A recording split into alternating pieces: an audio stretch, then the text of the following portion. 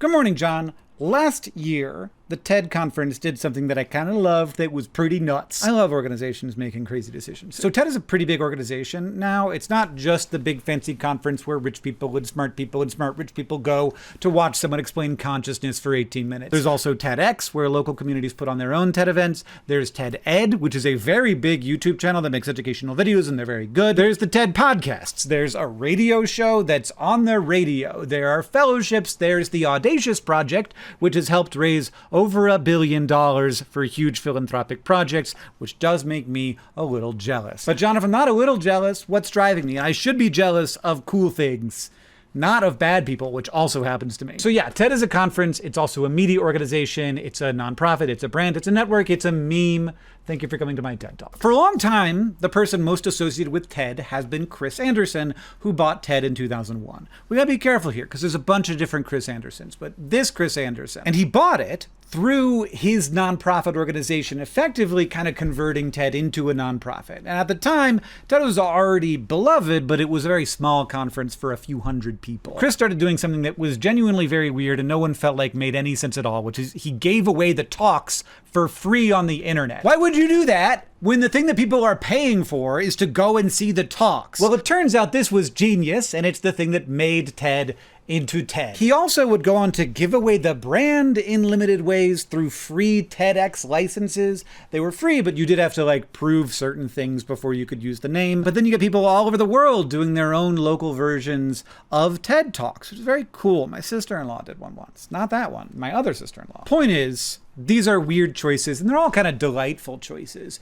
But no weird choice was as delightful as last year when Chris Anderson decided, after 25-ish years of more or less being in charge, that he wanted to move on, and instead of selling TED to some private equity firm or a billionaire or media conglomerate, all of which are organizations that would love to have TED, he basically Willy Wonka'd it. He put out a letter that basically said, do you think you're the kind of person who should help shape the future of TED? Tell me about yourself. Tell me what you would do with it. Tell me why you should have it. Which of course I love, because one of my priors as a business person is that when presented with a choice, you should always do the weirder thing. Businesses don't do the weird thing enough anymore. If you can, you need to do more weird stuff, is an opinion that I have. And also a subject for another video. But in addition to thinking, wow, how cool that is, I also, of course, was enticed. Now, John, I know what you think of this because we talked about it at the time and you told me what you think of it. And everybody else, I know what you think of it too. Hank, you have too many responsibilities as it is. And you also know from personal experience how miserable it can be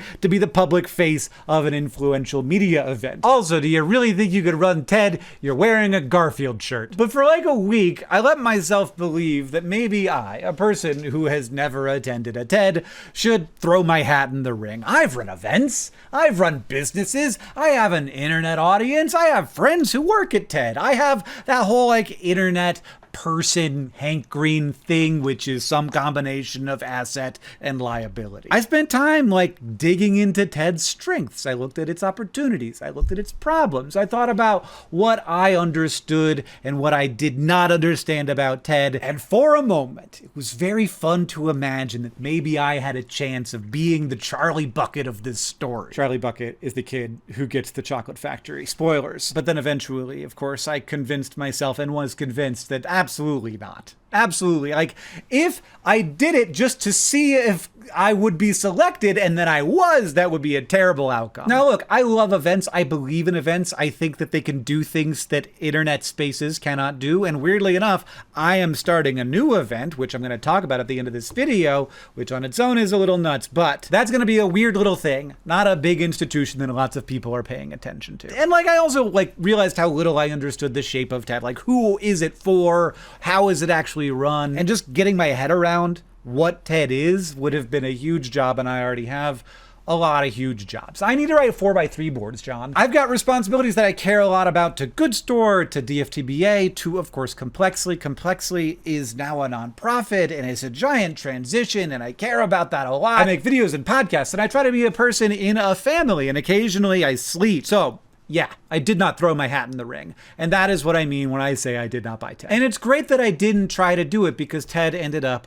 with Sal Khan from Khan Academy as its vision steward. And I think that that is a better outcome than me. He is a fantastic Charlie Bucket. Also, he's been to TED, unlike me. I would love to go, by the way. I think last year's looked really good. Maya Higa was there. And I think that Sal's sensibilities feel aligned with TED's sensibilities. If I were Chris Anderson and I had to choose between him and me, I would choose Sal Khan. And then maybe I would send me a nice little email that said, Hank, continue being weird. Just do it somewhere else. So that's the story of why I did not attempt to be the vision steward of TED. But during that week, while I was realizing that I wasn't going to do this, I did have an idea. What if we made a tiny little thing that was a tiny bit like TED, but also very much not TED? Yes, important stuff should be discussed. Still gathering people who are curious and thoughtful and doing interesting work, but maybe a little goofier, less mature, more messy. And also, importantly, not the focus of a huge amount of the world's attention. And also, what if it could be a fundraiser for Complexly? Because Complexly was becoming a nonprofit at the time. That combination of idea sounded pretty cool. So we are doing it. It's called Something Worth Knowing. And I feel weird about this, but yeah, this really was inspired by me thinking, maybe I could run TED. And then it's like, well, maybe I could do like a little thing. Like maybe I could scratch the itch, do the things that I want to do here without all of the massive complications of a brand and a company and an event that I don't really understand. With Something Worth Knowing, we're just bringing people together who inspire us, who inspire me, people who make us feel like the world is bigger and stranger, but also more understandable than it was before I listened to the crazy selection of names of people who have said yes. Mark Rober, Abigail Thorne, Katie Mack, Simone Yetch, Winna Liu, who writes Connections, is doing a game that I'm not allowed to know about, which is scary because I assume that means I will be involved. I'm giving a talk that I've been working on for like 6 months. I've asked these people the question, where does your hope come from? And that's going to be the theme of the first Something Worth Knowing. It is a fundraiser, though. It's valuable from many different angles. And so the tickets are expensive. The base level is $500. There's VIP with like a dinner and stuff for $2,500. This is a lot of money. But one thing I really like about TED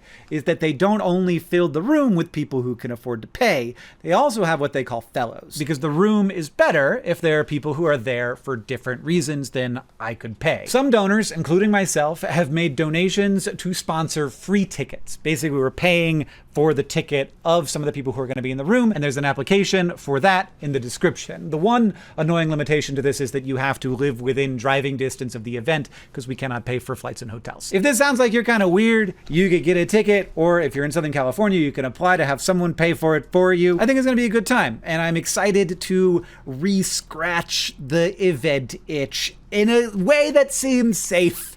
I will say, VidCon did traumatize me a little. Not the easiest thing to do. I have been humbled and surprised by all the people who immediately said yes to attending and speaking and doing something cool. So let it be known, I am capable of looking at an opportunity in the face and saying, actually, no, I should not do that. Though, I am not quite capable enough of saying no without saying, but what if? Because John, I gotta be me.